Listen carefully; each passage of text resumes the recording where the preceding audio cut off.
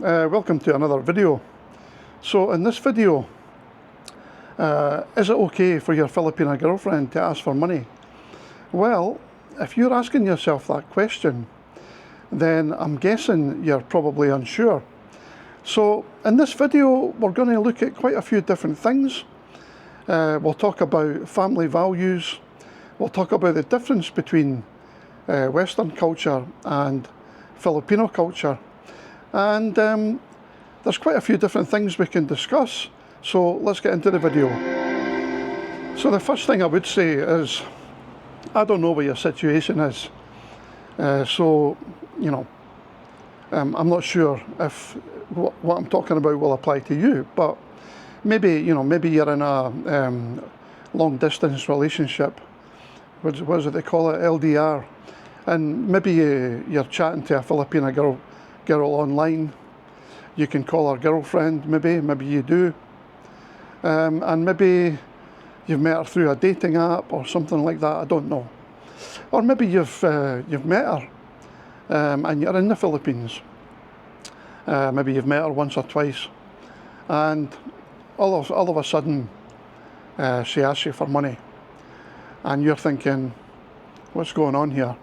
Is this a scam? Well, it could well be, for all I know. There's obviously different scenarios here at play, but one thing I would say is, if you're in the States, or if you're in any country outside of the Philippines, and you haven't met this girl, and she's asking you for money, I would say be very, very wary. It's not just girls in the Philippines that are out to scam foreigners. That applies to other countries, Thailand, Vietnam, Cambodia, other countries in Southeast Asia.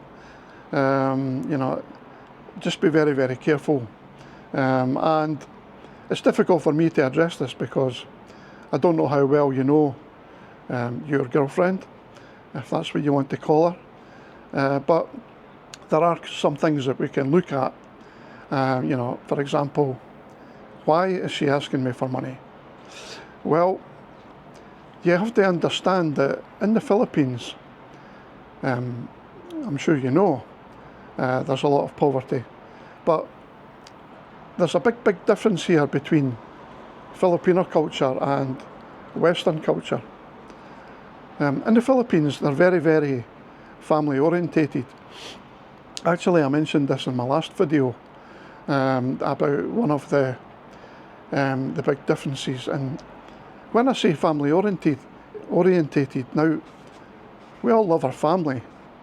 Well, most of us anyway.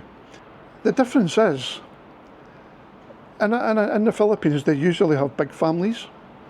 The majority of people in the Philippines are Christian, Roman Catholic. But in the Philippines, up until 2012, now that's only 12 years ago, you couldn't buy condoms. Believe it or not, it's true. They introduced a law in 2012 to legalise the use of condoms. But up until then, it was very, very uncommon. So, therefore, they had big families. Now, with that comes its own problems, more mouths to feed.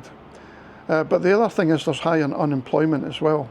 And when you get to a certain age, I think my wife said to me, when you get over 30 in the Philippines, it's difficult to find employment.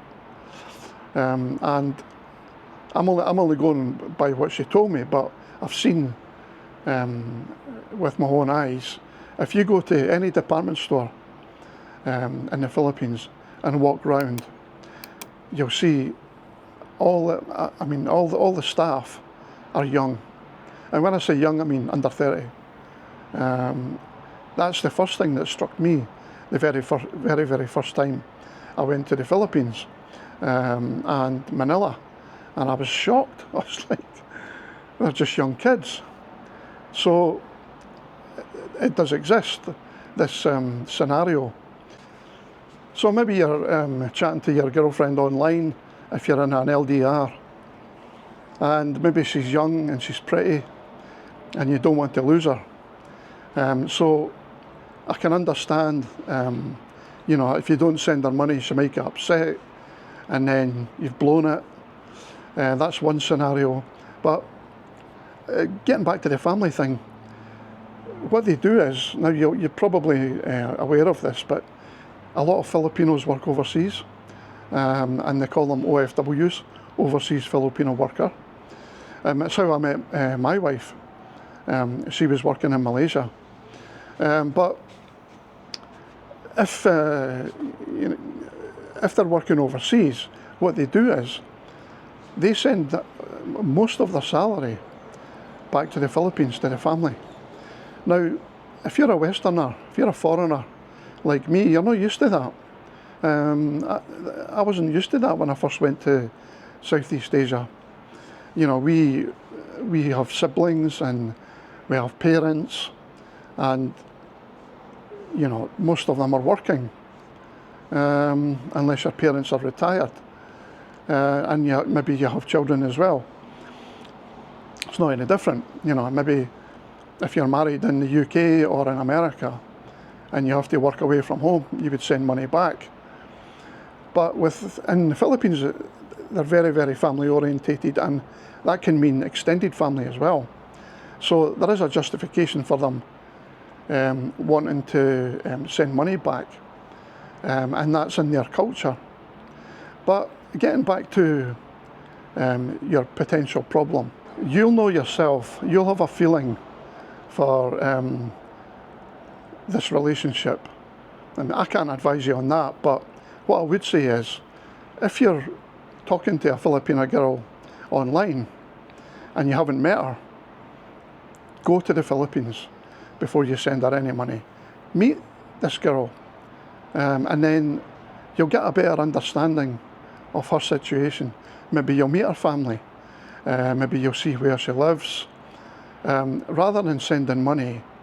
Now, you might disagree with me, and that's fine, but what I would say is, only send what you can afford to lose. It's like investing in the stock market. Only invest what you can afford to lose. Mind you, saying that, I've invested money that I probably can't afford to lose in the past. But you understand what I'm saying. My own personal experience was different because my wife was working when I met her in Malaysia, and after she moved in with me, she continued to work. And this went on for some time. I'm just giving you an example of my experience. This went on for 6 months, 7 months, 8 months. And the problem was, I would come home from work and she'd already be working in the restaurant. Now, it wasn't far from our apartment, but sometimes she wouldn't finish till after midnight. And I was working the next day, so, you know, we were like ships in the night. We rarely saw each other. And I was getting a bit fed up with it after about, I think it was about 7 or 8 months, because sometimes I would sit at the bar in the restaurant waiting on her finish, because I didn't like her walking home on her own at that time. So I said to her, look, can you not finish working? And she said to me, but I have to send money home to my family. I said, well, look, I'll cover it. I was earning good money at the time, and I would rather do that, know that she doesn't have to walk home at night on her own, and then we can enjoy each other's company. And that's what we did, you know. And then after a while, our son was born, and we got married, and eventually we bought a house in the Philippines. But your situation might be different, so just think twice before you send any money. You don't want to be scammed, and if you can, get yourself to the Philippines, even just for a couple of weeks. Meet her, maybe meet her family, and take it from there.